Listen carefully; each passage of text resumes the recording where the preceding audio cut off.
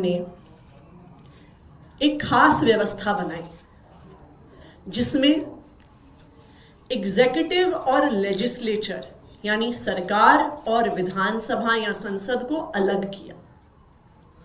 यह व्यवस्था हमारे संविधान में क्यों बनी? क्योंकि जो एग्जीक्यूटिव है, जो सरकार है, वो सिर्फ रूलिंग पार्टी की है कि जो चुनाव जीत कर आती है पार्टी, वो सरकार बनाती है, अपने हिसाब से पॉलिसीज बनाती है, काम करती है। लेकिन जो लेजिस्लेचर है, जो संसद है, जो विधानसभा का है, वो सिर्फ सत्ता पक्ष का नहीं है। जो विधानसभा है उसमें सत्ता पक्ष की भी भूमिका है, उसमें विपक्ष की भी भूमिका है। संसद इसलिए बना, विधानसभाएं इसलिए बनी कि जो लोगों के प्रतिनिधि चुन के आए वो विधानसभा में बैठकर लोगों की आवाज उठा सके, वो सरकार की नीतियों पर सवाल उठा सके, सरकार के काम किस तरह से ठीक से नहीं हो रहे हैं वो जनता के सामने रख सके, सरकार के सामने रख सके। ये व्यवस्था हमारे संविधान ने बनाकर दी है। इस देश के संविधान में विपक्ष की एक बहुत महत्वपूर्ण भूमिका है, लेकिन बीजेपी विपक्ष की आवाज को हर स्तर पर दबाना चाहती है। चाहे एक तरफ एजेंसीज का इस्तेमाल करके विपक्ष पर केस करने का कि कोई भी विपक्ष का नेता जेल के डर से कूदकर भारतीय जनता पार्टी में चला जाए, दूसरी तरफ संसद के अंदर और विधानसभाओं के अंदर विपक्ष की आवाज को दबाने का हर संभव प्रयास किया जा रहा है। दिल्ली विधानसभा इसका एक जीता जागता उदाहरण है। जब से दिल्ली में भारतीय जनता पार्टी की सरकार बनी है, दिल्ली विधानसभा में विपक्ष के साथ बिल्कुल डबल स्टैंडर्ड्स का व्यवहार किया जा रहा है। विपक्ष की आवाज को, विपक्ष जो लोगों की आवाज उठा रहा है, उसको दबाने का प्रयास किया जा रहा है। जब इस 8वीं विधानसभा का पहला सत्र हुआ था, उस पहले ही सत्र से जो बीजेपी के स्पीकर हैं, उन्होंने एक ऐसा कदम उठाया जो दिल्ली विधानसभा में कभी नहीं उठा था कि ना सिर्फ विपक्ष के विधायकों को हाउस से बाहर निकाला, विधानसभा के प्रेमिसेस से उठाकर बाहर फेंक दिया और हजारों की संख्या में पुलिस और सीआरपीएफ बल लगा दिया कि विपक्ष के विधायक विधानसभा के प्रेमिसेस के अंदर भी ना आ पाए। आप दिल्ली विधानसभा का इतिहास उठाकर देख लीजिए, ये आज तक दिल्ली विधानसभा में कभी नहीं हुआ था जो भारतीय जनता पार्टी रूटीन में पिछले 1 साल से करती आई है। जो पिछला विधानसभा का सत्र हुआ उसमें आम आदमी पार्टी के 4 विधायकों को सस्पेंड कर दिया गया बिना किसी कारण के। संजीव झा जो बुराड़ी से हमारे विधायक हैं, कुलदीप कुमार जो कोंडली से हमारे विधायक हैं, जरनैल सिंह जो तिलक नगर से हमारे विधायक हैं और सोमदत्त जो सदर बाजार से हमारे विधायक हैं। क्यों? क्योंकि हमारे साथी अजय दत्त जी को असेंबली में घुसने से मार्शल्स द्वारा रोका जा रहा था। तो जब उन्हें रोका गया तो इन विधायकों ने कहा कि ये गलत है, उनको एंट्री दी जाए। मात्र एक विधायक की एंट्री करवाने के लिए आवाज उठाई उन्होंने और उनको पहले 3 दिन के लिए और उसके बाद पूरे सेशन के लिए सस्पेंड कर दिया गया। और ना सिर्फ सेशन के लिए सस्पेंड कर दिया गया, सेशन खत्म होने के बाद भी, क्योंकि सेशन को क्लोज्ड और प्रोरोग घोषित नहीं किया, तब से लेके अब तक 1 महीने से उनको विधानसभा के प्रेमिसेस के अंदर भी एंट्री नहीं दी जा रही है। Kuldeep Kumar ji public accounts committee के सदस्य हैं, उनको मीटिंग के लिए बुलाया नहीं जाता। यहां तक कि पब्लिक अकाउंट्स कमेटी की ड्राफ्ट रिपोर्ट्स भी उन्हें नहीं भेजी जाती। अब तो यहां तक बात आ गई है कि जो ऑफिशियल व्हाट्सएप ग्रुप है 70 विधायकों का, जिसमें दोनों पार्टी के विधायक हैं, उनसे भी इन 4 विधायकों को निकालकर बाहर कर दिया गया है। और यह सिर्फ एक उदाहरण नहीं है, आप देखिए बार बार हर संभव प्रयास किया जाता है कि आम आदमी पार्टी के विधायक अपनी बात ना रखें। पिछले 1 साल में हर सत्र में कोई ना कोई केस ये हमारे विधायकों के खिलाफ खोल देते हैं। कभी प्रिविलेज कमेटी मैटर भेज देते हैं, साल शुरू हुआ नहीं तो वीर सिंह धिंगान जी, जुबैर जी, कुलदीप जी मेरे ऊपर प्रिविलेज का केस कर दिया। पिछले ही सत्र में नेता विपक्ष हूं मैं, स्वाभाविक बात है कि जब सत्ता पक्ष कुछ गलत कहेगी तो हम उस पर सवाल उठाएंगे, हम आवाज उठाएंगे, हम सदन से वॉकआउट करेंगे, हम मीडिया में भी अपनी बात रखेंगे। हम मीडिया में अपनी मैंने बात रखी, उस पर मेरे ऊपर प्रिविलेज का केस कर दिया। मैंने हाउस में कुछ कहा, उसे झूठ तोड़ मरोड़ कर प्रिविलेज का केस कर दिया। क्या चाहती है भारतीय जनता पार्टी? कि विपक्ष चुप हो जाए, कि विपक्ष कुछ बोल ही ना पाए?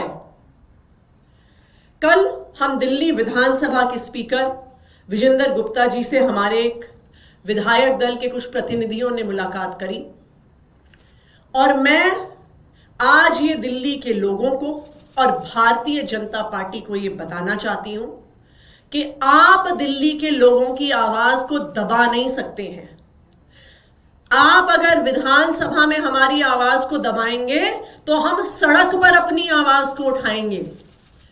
सड़क पर आवाज सिर्फ आम आदमी पार्टी के 22 विधायक नहीं उठाएंगे, उन 22 विधानसभाओं के लाखों लोग मिलकर उठाएंगे। ये भारतीय जनता पार्टी याद रखे।